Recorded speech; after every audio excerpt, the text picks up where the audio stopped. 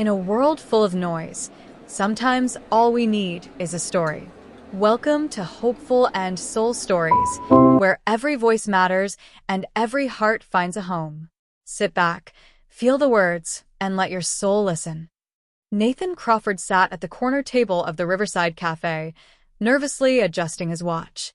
At 32, he'd agreed to this blind date, mostly to get his sister off his back. She'd been insisting for months that he needed to get out more, meet someone, stop burying himself in work. He was a corporate lawyer, successful by any measure. His dark hair styled perfectly, a charcoal suit that spoke of careful attention to detail, a gold watch that had been his father's. On paper, his life looked impressive. In reality, he felt like he was going through the motions. The cafe was warm and inviting with exposed brick walls and soft lighting that made everyone look better than they probably did in daylight. Nathan had arrived 15 minutes early, a habit from years of never wanting to be the one who kept people waiting. He was scrolling through his phone when he heard her voice. "Nathan." He looked up and felt his breath catch. She was beautiful, mid-20s, with long blonde hair that caught the light, dressed simply in a cream-colored blouse that somehow looked elegant in its simplicity, but it was her eyes that held him. They were studying him with an intensity that made him uncomfortable, like she could see right through his carefully constructed facade. "Yes, hi. You must be Claire," he said, standing quickly and offering his hand. She took it, her grip firm, her smile polite but guarded. "Thank you for agreeing to this. I know blind dates can be awkward." "No, it's fine, really. My sister speaks very highly of you." They sat down. A server came by to take their order. Nathan suggested the house specialty coffee, and Claire agreed. The first few minutes passed in the typical awkward small talk that accompanies any first meeting between strangers. Claire asked about his work. He gave his practiced explanation of corporate law, making it sound more interesting than it usually felt. She listened attentively, asking thoughtful questions that suggested she was genuinely engaged rather than just being polite. "And what about you?" Nathan asked. "My sister mentioned you work in education, that I'm a high school teacher. English literature. It doesn't pay much, but I love it. Watching kids discover books that change how they see the world, that's pretty special." Nathan smiled. "That sounds rewarding. What made you choose teaching?" Claire's expression shifted slightly, became more guarded. "I had a teacher once who saw me when I felt invisible, who believed in me when I didn't believe in myself. I wanted to be that person for someone else." There was weight behind her words, a story she wasn't telling. Nathan found himself curious, wanting to know more. But before he could ask, Claire leaned forward slightly, her eyes searching his face. "Can I ask you something? Of course, you don't remember me, do you?" The question landed like a stone dropped in still water. Nathan felt confusion ripple through him. He studied her face more carefully, looking for something familiar, some trigger of recognition, but there was nothing. He was certain he'd never met this woman before. "I'm sorry." "I don't understand. Have we met?" Claire's smile was sad knowing. 15 years ago, we went to the same high school, Westfield Academy. Nathan's mind raced back. Westfield Academy. He'd gone there for his junior and senior years after his family moved to the city, but that was a lifetime ago. He'd been a different person then. Popular, confident, captain of the debate team, dating the head cheerleader. Those 2 years had been some of the best of his life. "I was there," he said carefully. "But I'm sorry I don't remember you. Were we in classes together?" "A few, but we weren't exactly in the same social circles." "You were Nathan Crawford, golden boy.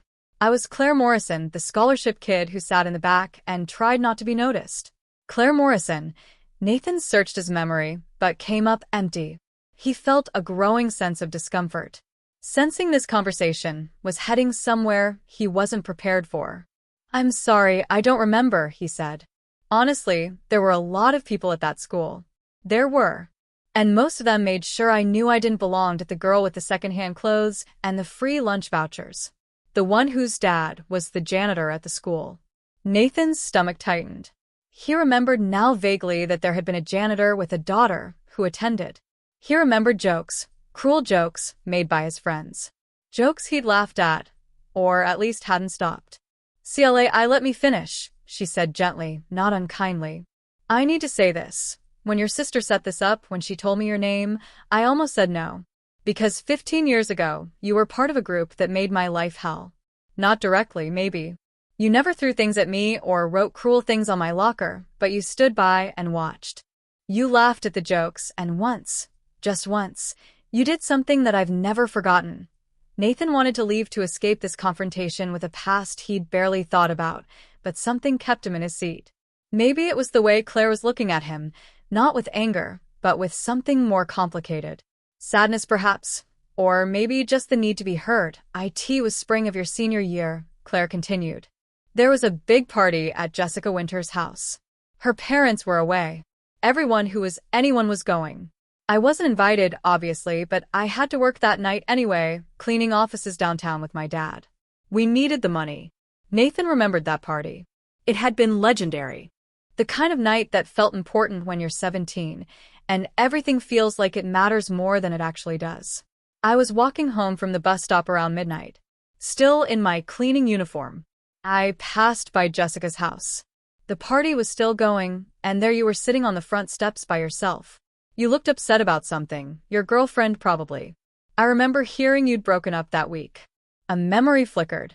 Nathan did remember sitting on those steps, feeling dramatic and heartbroken the way only a 17-year-old can.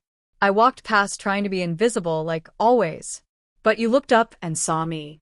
I thought you'd say something cruel or call your friends to come laugh at the poor girl in the cleaning uniform, but you didn't. Claire's voice softened.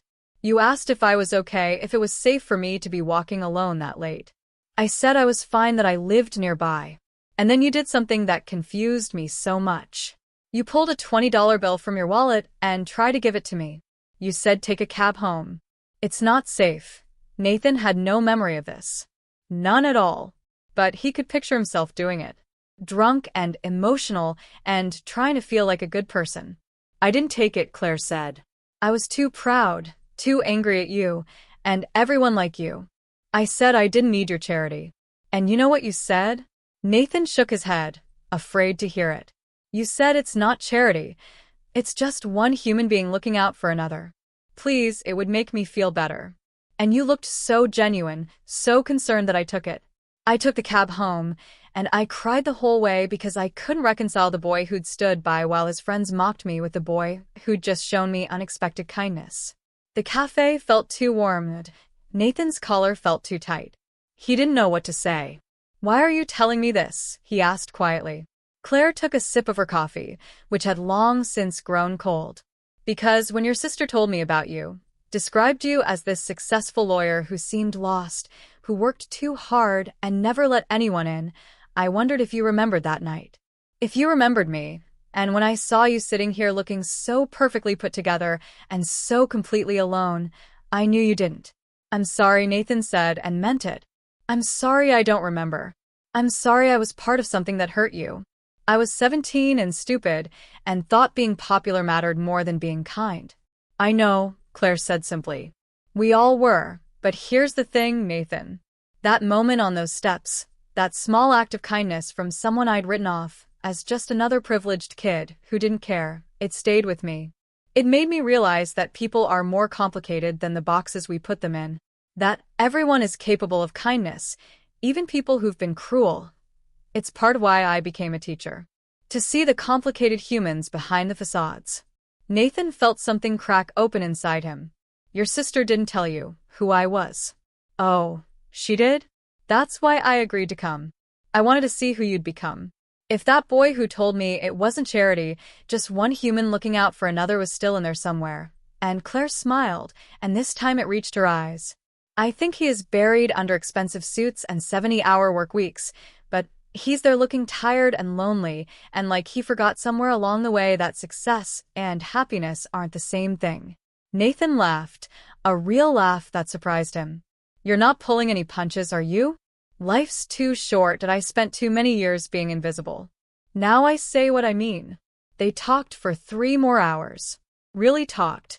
Nathan found himself telling Claire things he hadn't told anyone. About the pressure he felt to live up to his father's legacy.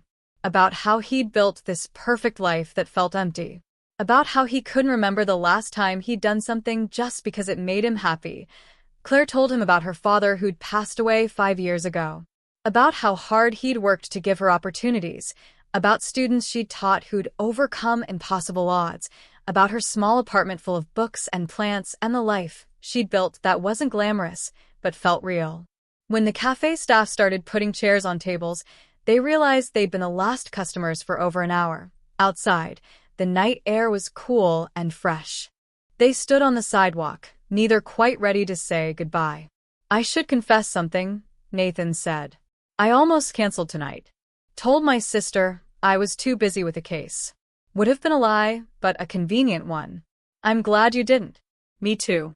He hesitated, then continued. "Would you maybe want to do this again? Not a setup, just us. I'd like to get to know the woman who remembered me better than I remembered myself." Claire studied him for a long moment. "On one condition." "What's that?" "Next time we skip the expensive cafe. There's a diner near my school that serves the best pie in the city. Nothing fancy, but it's real. Can you handle that?" Nathan smiled, feeling lighter than he had in years. "I think the expensive cafe version of me needs to meet the diner version of you. Might do him some good. Might do both of us some good." They went on that second date.